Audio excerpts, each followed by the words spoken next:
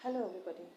यहाँ पे collective energy है एंड ये एनर्जी जो है आपकी, ये बेसिकली फेमिनिन एनर्जी की है। फेमिनिन एनर्जी जो कि एक माँ का रोल भी निभा रही है, एक फादर का रोल भी निभा सकते हैं। ये मेल फीमेल का कोई यहाँ पर भी नहीं है, ये फेमिनिन एनर्जी है, मतलब जिसमें ममत्वता है। तो ये चाहे आप ट्विन फ्लेम जर्नी में हो, चाहे आप सोलमेट जर्नी में हो, चाहे आप कार्मिक पार्टनर के साथ हो, लेकिन आप अगर एक माँ का रोल निभा रहे हैं, आइदर मेल और फीमेल, तो आपने एक जनरली चीज़ सुनी होगी कि माँ बाप भगवान का रूप होता है, बच्चे भगवान का रूप होता है, और हमारा भगवान प्रकृति है।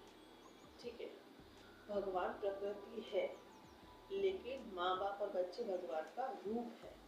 कलेक्टिव एनर्जीज जो मुझे डाउनलोड्स हो रहे हैं, वो मैं आपको चीज़ें बता रही हूँ। अभी जो वक्त चल रहा है वो है फॉरगिवनेस का। अब आप कैसे करेंगे? हर किसी को फॉरगिव करना, माफ़ करना आसान नहीं होता है। बहुत कठोर एक्सपीरियंसेस रहते हैं लाइफ में। ठीक है, अगर आपका बच्चा है तो उस पर अप्लाई करके आप देख सकते हैं, अदरवाइज आप अपने आप को एक बच्चा समझ के उस चीज़ को अप्लाई करके देखिएगा। ये कलेक्टिव एनर्जी है, चाहे वो एग्जाम्पल्स हो चाहे चीज़ें हो, मैं इस हिसाब से बताऊंगी जिससे कि आपको मदद मिलेगी और आप इस फॉरगिवनेस की एनर्जीज को इक्वली सब जगह स्प्रेड करेंगे, जिससे कि आपकी जर्नी में बहुत अच्छा और बहुत सुंदर उछाल आएगा और आपके पास्ट कॉर्ड कट हो जाएंगे एंड आपके पैटर्न्स, आपकी जो पास्ट कर्मा है वो कट होंगी एंड आपकी और आपके अंदर के जो इनर चाइल्ड है, आपका खुद का आप खुद हैं, अगर किसी का बच्चा है तो उसके अंदर भी सब में वाइब्रेशन हाई एक स्पीड करके आएगा। ठीक है, जैसे कि आप फोटोज भी देख रहे होंगे इसमें। बेसिकली क्या होता है कि माँ बाप भगवान का रूप होता है, क्योंकि वो इक्वलिटी, प्रकृति हम सबको एक जैसा एक समान लेके चल रही है। हम कितना ही कुछ गलत करते हैं, गंदा करते हैं, इतनी समझ होने के बाद भी बहुत चीज़ें करते हैं। बहुत गर्मी हो गई, एसी चला लो, पटाखे फोड़ो, या जो भी मैं कह रही हूँ, जो भी। ठीक है, हम कुछ भी ऐसा नॉनवेज का इस तरीके से खा लेते हैं, किसी की प्रकृति का थोड़ा बैलेंस भी अप डाउन हो सकता है, वॉट एवर, बहुत सारी चीज़ें। तो जब प्रकृति हमें बहुत लिमिट से ऊपर तक हमें माफ़ करती है,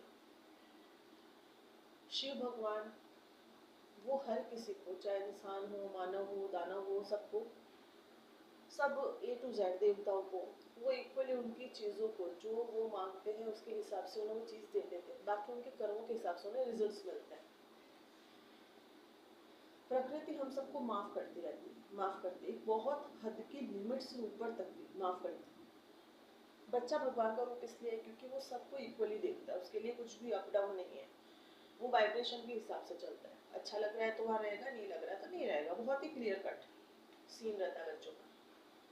माँ बाप भगवान का रूप इसलिए होता है क्योंकि वो सब में अपना बच्चा देखते हैं, एकदम छोटा बच्चा इक्वली सब जगह, है ना, बहुत ईमानदार रहते हैं। लेकिन चीज़ें क्या हो जाती है जब हम देखते हैं कि जो नई नई मॉम्स बनी होती हैं, या फिर कोई नए नए रिश्ते में जाती हैं, या फिर कोई न्यू अवेकन होता है, तीनों को एक ही लाइन में लेके बताऊंगी। आसपास के लोग उस चीज़ का फ़ायदा उठाते हैं, उन्हें लगता है कि हम तो भगवान ही हैं क्योंकि हमने इसके लिए इतना कुछ किया, भी हमारे लिए करेगी या हमारे लिए करेगा। तो बेसिकली पैटर्न ब्रेक करना और माफ़ करने का जो है, अभी कलेक्टिव एनर्जी चल रही है। आप अपने बच्चे को प्यार देते हैं, आपको उसका शुक्रगुजार होना चाहिए। उसने आपको माँ बाप बनाया है, उसने आपको जो आप हो वो बनाया है। आपको अपने इनर चाइल्ड का शुक्रगुजार होना चाहिए कि उसने आपको आज ये सब बनाया है। उसने इतना फेस करके आज आपको बताया है कि मैंने इतना कुछ फेस किया है, अब उस चीज़ को तोड़ दो, है ना। बिना उससे एक्सपेक्ट किए आप प्यार कैसे करते हैं, वो करना है। मैंने मेरे बच्चे के लिए इतना कुछ किया, अपने एहसान नहीं किया है, वरना आप करते हैं। बिना मोह के प्यार कैसे किया जाता है आपको सीखना है।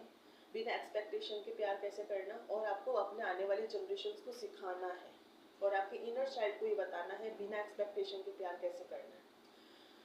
साथ ही में आप अपने बच्चे को, आप अपने आप को जैसे कैरी करते हो, एक इमेजिनेशन में लाइए आपका बच्चा, आप उसे कैरी कर लो किस तरीके से, आप उसके लिए सब कुछ न्यौछावर कर देते हो, दिन की रात, नींद वगैरह सब कुछ है ना, दिन रात सब कुछ।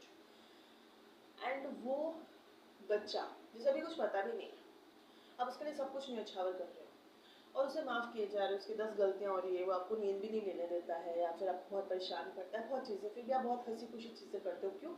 आपको अच्छा लग रहा है ना।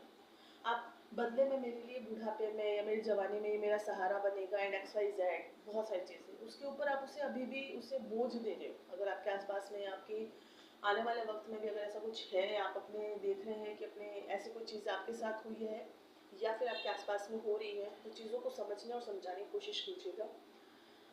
बच्चे से आप प्यार, बच्चा हो चाहे आपका खुद से एक्सपेक्टेशन हो, जो आपका पास रहा है, यू कैन नॉट एक्सपेक्ट वो उसे मोह में बांधेगा।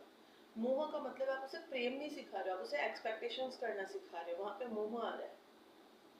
कलेक्टिव का एनर्जी बता रहा है कि पिता इक्वली सबको प्रोवाइड करता है, उस तरीके से उसे प्रोवाइड करने दो, लेकिन माता जो है, अब ये माता का रोल एक पिता यानी एक मेल भी निभा सकता है, उसके अंदर फेमिनाइन एनर्जी है। तो बेसिकली आपको इक्वलिटी देखनी है कि जो इंसान मुझे परेशान कर रहा है या कर रहा था या करेगा, ऐसा आपको उम्मीद है कि यार ये इंसान पक्का मुझे आगे जाके परेशान करेगा, उसको भी तो उसके माँ बाप ने बहुत ही बचपन में नाजों से पाला होगा ना, ऐसे भाग दौड़ के परेशान होके उसके लिए 10 चीज़ें देखी होंगी। आज अगर कोई यहाँ पे ऐसी एनर्जी है जो कि मॉम है या फादर है और ये एनर्जी अपडेट सुन रहे हैं, हमारा बच्चा और हम सब एक डेथ डेट साथ लेके आए हैं। बच्चा पैदा होता है तो उसका सर बहुत ज़्यादा कच्चा होता है, जहाँ से जनरली क्योंकि मैं हिंदू हूँ, मेरे को उसी का पता है, तो कपाल क्रिया करते हैं डेथ होने के बाद। यही बच्चा जब बड़ा हो जाता है, बूढ़ा हो जाता है, जब हम नहीं रहेंगे ये बूढ़ा होगा, तब इसके कर्मों के अनुसार और हमारे संस्कारों के अनुसार इसका बुढ़ापा कैसा जाएगा वो डिसाइड होगा। इस बच्चे का जो अब आने वाली जनरेशन है या आ चुकी है, उसका भविष्य डिसाइड होगा, क्योंकि वो कैसे अपने कर्मों को काटेगा, उसके साथ बुढ़ापे में कोई रहेगा या उसे छोड़ देगा, कैसे वो फकीर करेगा, कैसे वो आगे बढ़ेगा, क्या उसको मोक्ष के या फिर ये रीबर्थ की एनर्जी से बाहर निकालना है, मोक्ष मोक्ष क्या होता है, धर्म के पथ पे चलाना है। It's all up to on us. मैं बहुत मीन कर रही हूँ इस चीज़ का, अस का मतलब है अस। कोई भी पैटर्न चीज़ें लाइफ में रिपीट हो रही है तो उसका रीज़न है, क्योंकि वो चीज़ें टूटी नहीं है। सबको बच्चे की तरह देखो और देखो कि आपका बच्चा आगे जाकर के बड़ा होगा, बूढ़ा होगा, क्या वही चीज़ें अगर वो रिपीट करेगा, क्योंकि आप रिपीट करोगे तो वो भी रिपीट करेगा। आपने सीखा ही नहीं, आपने स्टेप आगे नहीं बढ़ाया, तो वो क्यों बढ़ाएगा, या वो एक स्टेप आगे बढ़ाएगा। तो जस्ट रिमेंबर, अगर आपको आने वाली जनरेशन या अपने बच्चों के लिए सब कुछ सही करना है, तो आपको देखना होगा कि मेरे से जो परेशान, मेरे को लग रहा है कि मेरे को जिससे परेशानी हो रही है उन्हें मैं माफ़ कैसे करूँ। पहले आपको उन्हें माफ़ करना होगा, जिससे कि उनके पैटर्न्स हमारे अंदर, हमारे बच्चों के अंदर, हमारे जनरेशन के अंदर फ्लो होना बंद हो, नेगेटिव वे में, पॉजिटिव वे में हो। आज हमारे माँ बाप है, दादा दादी है, सास ससुर है, जो भी है, किसी न किसी का किसी के साथ में कलेश अगर है, तो उनको भी उनके माँ बाप ने पाला होगा ना उसी उम्मीद से। वो बच्चे हैं, वो 0 महीने के थे, वो 1 महीने के हुए, 6 महीने के हुए, उनके लिए भी चीज़ें की गई, जितना समझ थी, जितनी सुविधाएं थी। और वही बच्चा आज हमारे सामने, उनके पेरेंट्स यहाँ नहीं है लेकिन आज हमारे सामने। आज अगर हम उस बच्चे को सपोर्ट नहीं करते, आज हम उन्हें माफ़ नहीं करते, वो कुछ भी कर रहे हैं उन्हें करने दीजिए, उनकी ज़बान को दिमाग को मत लगाइए। आज अगर हम उन्हें माफ़ नहीं करते, हमारे आस पड़ोस का ही ले लें, किसी का भी ले लीजिए जिससे भी आपका कलेश चल रहा हो, ये आपको लग रहा है कि मैं फॉरगिव नहीं कर पा रहा हूँ, तो आप खुद देखिए ना कि आप भी माँ बाप हैं, वो भी, उनके भी कोई माँ बाप रहे हैं, कैसा लगता होगा जब आपके बच्चे के साथ ऐसा कोई करता है। तो क्या वो आपको अच्छी एनर्जीज देंगे?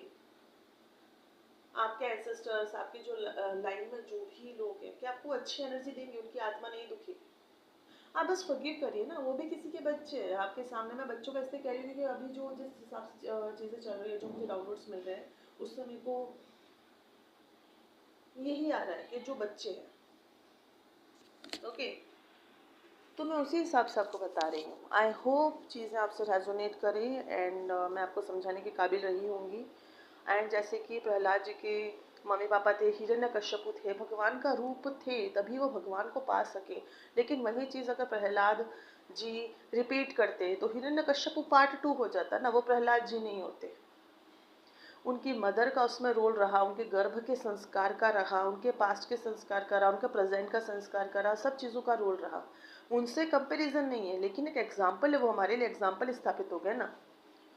तो वैसा करना है, माफ़ कैसे करना है, उम्मीद कैसे नहीं करनी है, एंसेस्ट्रल पैटर्न्स को कैसे आगे नहीं बढ़ाना है, और कैसे पॉजिटिवली हम हमारे इनर चाइल्ड को, खुद को और हमारे आने वाले बच्चों को, भविष्य को और जनरेशन्स को अच्छा कर सकते हैं, जिससे कि हमारा रोल बहुत सुंदर तरीके से सामने आए और वो पूरा हो और हमारा सोल मिशन पूरा हो, इस पे ध्यान देने की बहुत ज़्यादा ज़रूरत है।